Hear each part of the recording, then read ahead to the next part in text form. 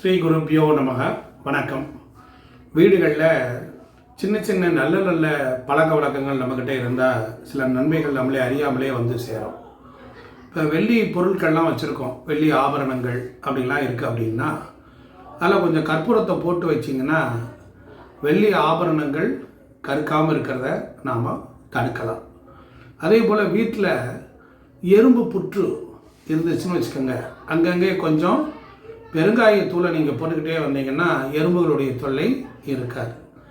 ஒரு டம்ளர் தண்ணீரில் 4 spoon table உப்பு கலந்து அதை அறைய 4 பக்க ஓரங்களில் தெளித்து விட்டீங்கன்னா எறும்பு நடமாட்டம் இருக்காது.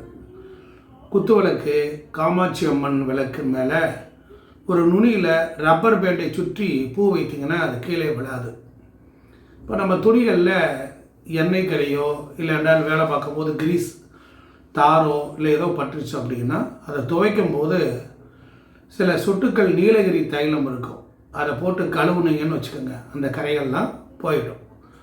எவர்சில்வர் பாத்திரங்கள்லாம் நாளடைவில் ரொம்ப பாதிப்படைஞ்சு பளபளப்பெல்லாம் மங்கிடும். அதை வாரத்துக்கு ஒரு முறை விபூதியை போட்டு நீங்கள் தேய்ச்சி வந்தீங்கன்னா வெள்ளி பாத்திரம் போல் அதை மினுமினுக்கிறத நாம் பார்க்கலாம். இப்போ வெயில் காலம் அதிகமாகிடுச்சு, அதனால் மதிய உணவில் வெஜிடபிள் சாலட்டை நீங்கள் அவசியம் சேர்க்கணும். அதிகமாக எண்ணெயில் பொரித்த உணவுகளை இந்த வெயில் காலத்தில் தவிர்த்திங்கன்னா உடம்புக்கு நல்லது. உங்கள் பிளாஸ்டிக் பக்கெட் வந்து ஓட்டையாயிடுச்சு அப்படின்னு வச்சுங்க, அதை கவிழ்த்து பழைய டூத் ப்ரஷ்ஷை தீயில காட்டி வாட்டி உள்ளே அதை படும்படி ஓட்டை சொன்னீங்கன்னா ஓட்டை அடைபடும். எப்போதாவது உபயோகிக்கக்கூடிய சூ போடுவோம்ல, அதில் ரசக்கற்பூரம் அப்படின்னு ஒன்று இருக்குது, ஒரு உருண்டை இருக்குது, அதை ஒவ்வொரு சூளையும் போட்டு வச்சிங்கன்னா அந்த வாடைக்கு பூச்சிகள் உள்ளே வராது. ஷாம்பு வரும் சின்ன சின்ன பிளாஸ்டிக் கவர்கள்லாம் இருக்குது பாருங்கள், அது காலையானதான் அவற்றை துணிகளோடு நீங்கள் ஊற வைக்கும்போது அதனுடன் போட்டு ஊற வைத்திங்கன்னா துணி வாசனையாகவும் இருக்கும். ப்ரெஷர் குக்கரை உபயோகப்படுத்தாத நேரங்களில் மூடி வைக்க கூட. ஃப்ரிட்ஜ் இல்லாதவர்களுக்கு இட்லி மாவு, தோசை மாவு புளித்து போகாமல் தடுக்கணும்னா அரைத்த மாவை பிளாஸ்டிக் டப்பா அல்லது பக்கெட்டில் போட்டு மூடினால் புளித்து போகாமல் இருக்கும். இதெல்லாம் சின்ன டிப்ஸு. வீட்டில் வந்து குளிர்சாதன பெட்டி இல்லாதவங்க காய்கறிகள் மீது ஈரத்துணிகளை போட்டு மூடி வைத்திருந்தால் வாராமல் வதங்காமல் இருக்கும். இப்போ பொருட்களை கரையான அரிக்காமல் இருக்கணும் அப்படின்னா கற்பூரத்தை பொடி செய்து தூவி விடணும். அதுபோல் வெள்ளி சாமான்களை பீரோவில் வைக்கும்போது அதற்குள்ளேயும் கற்பூரத்தை போட்டு வைக்கலாம். வீட்டில் வந்து மாமிசம் சமைச்சுதான் ஆகணும், சில வழி இல்லை. இந்த அசைவை சமைத்த பிறகு அந்த பாத்திரங்களில் ஒரு பேட் சுமல் அடிக்கும். அதனால் சிறிது புளியை தடவி பிறகு வழக்கம் போல் கிளீனிங் பவுட்ரு போட்டு நீங்கள் தேய்ச்சிங்கன்னா அந்த பேட் சுமல் போயிடும். இஞ்சியை ஈரத்துணிகளை சுற்றி தண்ணீர் குடத்து மேலே வச்சுருந்தீங்கன்னா 10 நாள் வரையிலும் அந்த இஞ்சி காயாமல் புதுசாகவே இருக்கும். கடையில் மூக்குப்பொடின்னு ஒன்று விற்பான், அதை வாங்கி தண்ணீரில் கரைத்து எறும்பு புத்து மேலே தெளித்து விட்டிங்கன்னா எறும்புகள் எப்படி தான் மாயமாக மறையுதுன்னு தெரியாது, ஓடி போயிடும். குழந்தைகளுக்கு நீங்கள் வெஜிடபிள் சூப் தரும்போது அதில் துருவிய இந்த கசுக்கொட்டை முந்திரி பொடியாக நறுக்கி பிரெட்டை நெய்யில் வைத்து அந்த சூப்பின் மேலே தூவி தந்தீங்கன்னா குழந்தைகள் விரும்பி நல்லா சாப்பிடுவாங்க.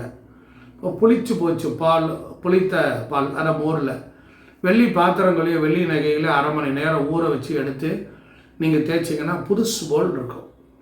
வெள்ளை நிற வாஷ்பேஷன், பாத்ரூம் டைல்ஸு இதெல்லாம் இருக்கக்கூடிய கிச்சன் சிங்கு இதெல்லாம் கிளீனிங் பவுடர்களை கொண்டு சுத்தம் செஞ்ச பிறகு சொட்டு நீளம் கலந்த நீரால் அலம்பி விட்டால் பளபளப்பு கொஞ்சம் மேலே கூடும்.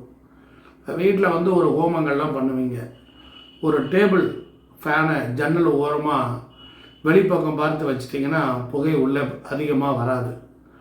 வெண்ணெயில் கொஞ்சம் உப்பை தூவி விட்டால் அது நாட்பட்டாலும் கெடாமல் இருக்கும். வெயில் காலத்தில் எங்கே போனாலும் வெயில் காலத்தில் ஈக்கள் மொச்சிக்கிட்டே இருக்கும். அதனால் வீட்டை கழுவும்போது தண்ணீரில் சிறிது என்ன செய்யணும், உப்பை சேர்த்த பின்பு கழுவுனோம்னா ஈக்கள் வராது. காய்கறிகளையும் பழங்களையும் சிறிதளவு வினிகர் கலந்த குளிர்ந்த நீரில் ஒரு சில நிமிடங்கள் போட்டு வச்சிங்கன்னா அதில் இருக்க கிருமிகள் இறந்து போயிடும். அதனால் பூண்டு, வெங்காயம் போன்றவைகளை நறுக்குவதாக இருந்தால் கத்தியில் ஏற்படும் துர்நாற்றத்தை போக்க சிறிதளவு உப்பை கத்திகளை தடவி குளிர்ந்த நீரில் கழுவுனீங்கன்னா போயிடும். பால் பாத்திரத்தின் அடியில் ஒட்டி கொள்ளாமல் இருக்க பாத்திரத்தை முதலில் குளிர்ந்த நீரில் தான் முதல்ல கழுவணும். கோதுமை உள்ள ஒரு பாத்திரத்தில் ஒரு கொத்து வெந்தயக்கீரையை போட்டு வச்சிங்கன்னா அந்த மாவுக்குள்ளே பூச்சிகள் வராது. ராத்திரியில் படுக்க போகிறதுக்கு முன்னால் ப்ளீச்சிங் பவுடரை சிறிது எடுத்து கழிப்பறையிலையும் குளியறையிலையும் கிச்சன் சிங்கிலையும் நீங்கள் தூவி விட்டிங்கன்னா கரப்பான் பூச்சி தொல்லை கிச்சனுக்குள்ளே வராது. நறுக்கி வைத்த வெங்காயத்தில் சிறிதளவு வெண்ணெய் கலந்து வச்சிங்கன்னா நீண்ட நேரம் அந்த வெங்காயம் ஃப்ரெஷ்ஷாக இருக்கும். தேங்காய் முடியை தண்ணீரில் வைத்தா அல்லது முடியில் சிறிது உப்பு தடவி வச்சா கெடாமல் இருக்கும். நகைகளை ஒரு பஞ்சில் சுற்றி வைத்தா புது பொலிவோடு இருக்கும். உங்கள் வீட்டு ஜன்னல்களுக்கு கரும்பச்சை கரு நீளத்தினால் ஆன ஸ்க்ரீனை நீங்கள் பயன்படுத்தினா வெயிலில் உஷ்டம் உள்ளே வராது. சமைக்கும் போது எரிபொருள் சிக்கனம் இருக்கணும்னு நினைப்போம். கீரையை தவிர எது சமைத்தாலும் பாத்திரத்தை நீங்கள் மூடியே வைங்க. அதே போல் மொசைக் தரையில் அழுக்குப்படுது, நீங்கி பளபளப்பாக இருக்கணும் அப்படின்னீங்கன்னா கொஞ்சம் சாக்பீஸ் தூள் சலவை சோடா கலந்து ஸ்பான்ச்சை வச்சு தொடச்சிங்கன்னா பிறகு நல்ல தண்ணியில் கழுவிட ரொம்ப சிறப்பாக இருக்கும். இப்படி பல விஷயங்கள் சொல்லிக்கிட்டே போகலாம். இது பூஜை அறை டிப்ஸு. என்னதான் பூஜை அறையாக இருந்தாலும் நல்ல மனமும் நல்ல ஒளியும் இருந்தால் ரொம்ப சிறப்பாக இருக்கும். உங்கள் வீட்டில் உங்களுக்கு தெரிஞ்ச விஷயங்களை கமெண்ட் பாக்ஸில் போடுங்க. நன்றி, வணக்கம்.